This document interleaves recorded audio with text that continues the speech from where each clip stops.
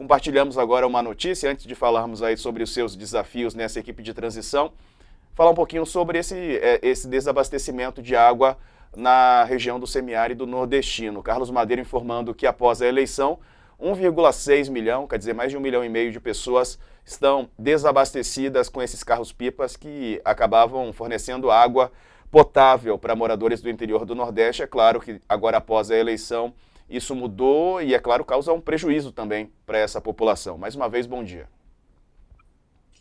Bom dia, Diego. Bom dia, Josias. Estou tentando aqui enquadrar melhor a câmera. Pois é, a gente está vivendo um momento já há alguns anos em que a desigualdade regional, a diminuição dessa desigualdade regional não tem sido priorizada no país.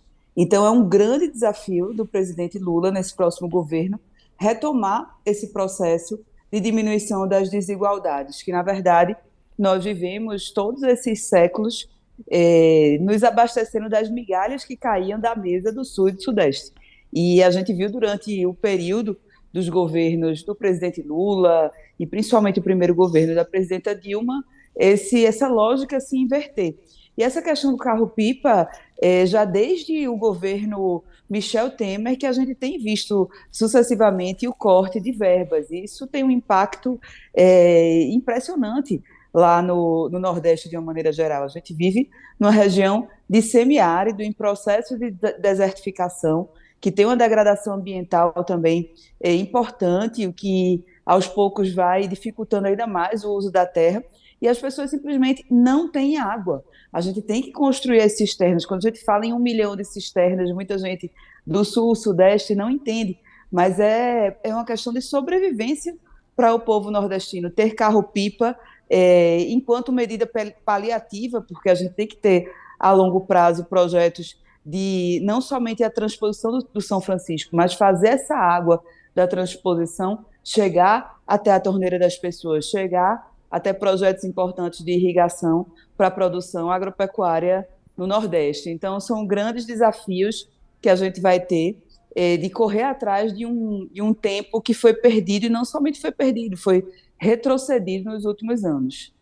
Mas, deputado, é muito paradoxal a realidade que a gente está vendo, né? Porque o presidente Bolsonaro fez aí muitos afagos à região Nordeste, prometendo investimentos, visitando a região, dizia que o Nordeste seria o paraíso da energia eólica, e agora está cortando até água potável, né? E o eleitor, aparentemente, foi sábio, porque não acreditou nesta fantasia e votou no adversário do Bolsonaro. Agora, isso traz uma responsabilidade muito grande também para quem foi eleito, né? A transição já tem 417 pessoas. A senhora agora foi inserida nesse grupo. Não é gente demais? Vai sair, de fato, desse núcleo algo que corresponda a essa expectativa que o eleitor depositou no novo governo?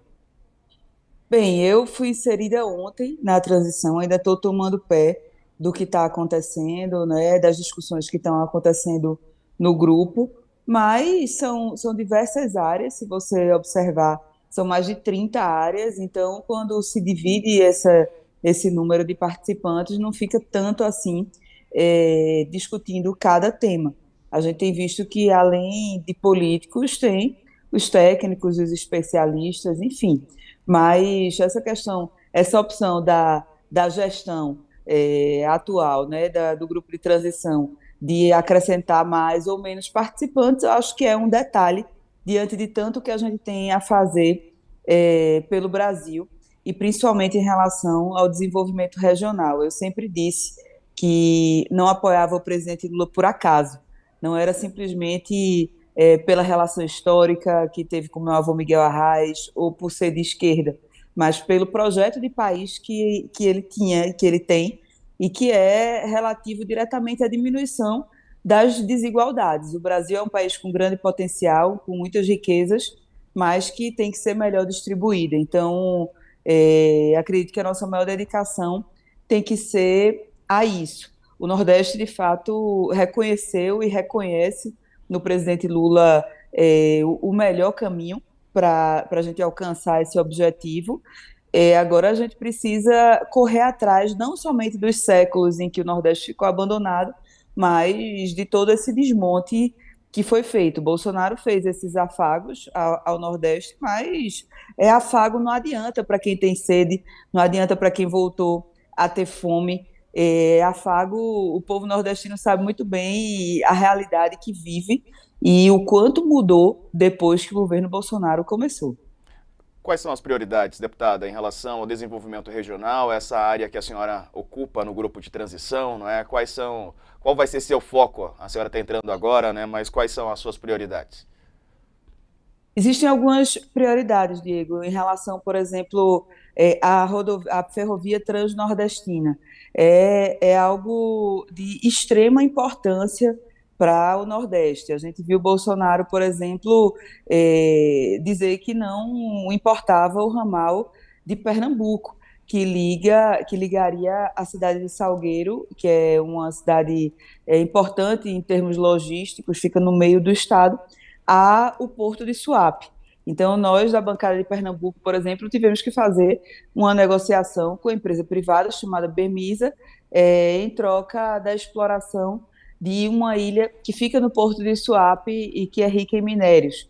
Mas a gente deveria ter visto isso como uma prioridade governamental para o desenvolvimento de toda uma região. Então, a ferrovia transnordestina é importantíssimo, a conclusão das obras da transposição e a efetivação dessa transferência da água para chegar até as pessoas de fato, porque nós atravessamos o Nordeste como um todo e vemos a transposição acontecer, mas precisa que cada pessoa pobre do Nordeste sinta a água chegar até sua casa e a gente tem visto que os estados têm tido dificuldade para fazer isso acontecer.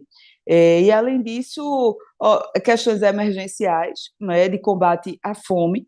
A fome voltou ao Brasil, voltou ao Nordeste, que é a região mais vulnerável, e entre outras prioridades que a gente vai. Eu agora, participando do grupo de transição, vamos ver já o diagnóstico que existe, mas acredito que essas são as duas grandes prioridades: a interiorização da educação. A gente não pode falar também em diminuição da desigualdade e desenvolvimento regional sem falar de educação, sem falar de ciência. A gente viu o quanto nos governos Lula houve a interiorização da educação, principalmente no Nordeste. Eu falo por mim, eu tenho 38 anos, me formei na Universidade Federal e na época que eu fiz o antigo vestibular, na época, só existia universidade no Recife. Se você quisesse estudar em qualquer lugar de Pernambuco, teria dificuldade, teria que ir para a capital. Hoje a gente tem Universidade Federal, o campus da Universidade Federal, Instituto Federal, Instituto e os IFs, né, os institutos federais espalhados pelo Estado. Então, acredito que passa por essas questões de desenvolvimento econômico relativo à Transnordestina, desenvolvimento social relativo à água diretamente e a democratização do acesso ao ensino Cara, pois não.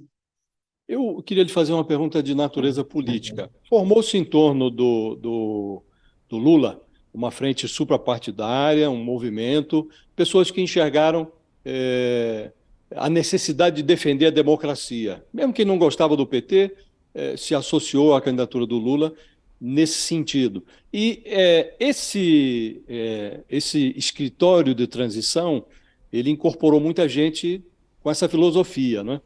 Mas você já ouve aqui e ali pessoas no PT dizendo que Simone Tebet, que lá atrás se dizia que era muito importante a participação dela na campanha, já há um nariz torcido para a hipótese dela assumir um ministério na pasta social. A senhora era do PT e a senhora enfrentou esses pendores hegemônicos do PT lá em Pernambuco. Hoje a senhora está no Solidariedade, teve que sair do partido para sustentar a sua candidatura. Eu queria lhe perguntar, primeiro, se a senhora acha importante que esse movimento que se formou em torno da candidatura Lula sobreviva no governo e se a senhora acha que o PT terá capacidade de enxergar isso e de compor um governo mais plural do que o que parece um pedaço da bancada está disposto a fazer. É muito bom o seu questionamento, Josias, porque eu acho que vai além da questão do PT entender. Acredito que o presidente Lula entende que o primeiro e maior desafio é unir o Brasil. A gente tem um país que hoje está dividido, então a gente tem que unir as pessoas, unir o povo brasileiro e unir os políticos, as lideranças políticas, as pessoas que querem agregar, querem ajudar. A gente teve uma eleição que foi ganha bastante apertada, mas que precisa ter uma consolidação com a confiança do povo brasileiro nesse projeto. E a gente não conquista isso desagregando. A gente conquista agregando, agregando pessoas que pensam diferente, pessoas que muitas vezes estiveram em campos políticos diferentes do nosso, mas que estão em defesa da democracia, e por isso apoiaram o presidente Lula, apoiam o presidente Lula e querem ver o governo dar certo. Então, acredito que o presidente Lula vai conduzir seu partido de maneira a enxergarem que essa é a importância primordial. Não adianta a gente estar aqui falando de desenvolvimento, não é falando do quanto o Nordeste está prejudicado com essa questão dos carros-pipa, da falta de água, da falta de investimento no desenvolvimento, se a gente está desagregando. Política se faz juntando, se faz unindo, e com certeza teria muita dificuldade, não somente no Congresso, em relação ao próprio Congresso Nacional, que a situação a partir da próxima legislatura não vai estar fácil, mas principalmente em relação à legitimidade que nós precisamos para fazer as mudanças necessárias, a legitimidade que nós precisamos nas ruas. Então, acredito que o presidente Lula vai conduzir com sua liderança o seu partido para que compreendam a importância desse momento haver essa unidade e receber pessoas que não pensam tão parecido, mas que querem contribuir com o sucesso do governo Lula.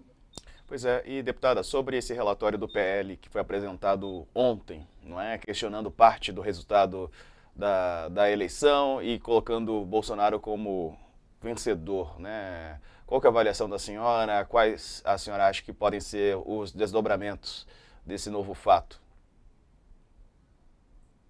Bem, a gente tem visto que, justamente fruto dessa divisão que há no Brasil, desses ataques à democracia, tem uma parte dos políticos que estão fomentando que a população não confie no resultado das urnas, que a população desrespeite o processo democrático. Então, isso é muito grave. E a nossa democracia é muito jovem. A nossa democracia, quando eu nasci, ela estava nascendo também. Eu não sou tão jovem assim, mas para um processo democrático, ela é. Então, a gente tem que unir essas forças para que o governo Lula tenha a sustentação necessária para não somente fazer as mudanças, mas para garantir a democracia no Brasil. Então, não faz nenhum sentido esse relatório. Quer dizer que para eleger o Congresso, para eleger os seus senadores e seus deputados, as urnas funcionaram. Agora, para dar o resultado da eleição presidencial não funcionaram. Então, não faz nenhum sentido isso que está acontecendo. Esse pessoal tem que virar a página, entender que vai ser oposição, fazer oposição com respeito ao povo brasileiro e deixar o presidente governar, que eu tenho certeza de que o presidente Lula vai governar com o devido respeito que a democracia exige às forças de oposição. Agora não dá para ficar atingindo a nossa democracia, atingindo as nossas urnas, a confiabilidade do processo eleitoral, porque o que acontece é que eles perderam a eleição. Perder a eleição não é fácil. Eu mesmo perdi a eleição em Pernambuco, perdi a eleição no Recife, para prefeito do Recife, no segundo turno, e não questionei, foi a decisão da maioria da população, e o que a gente tem que fazer é ocupar esse lugar que as urnas nos colocaram. As urnas colocaram Bolsonaro e os bolsonaristas na oposição, eles deveriam estar ocupando esse lugar a que o povo lhe destinou.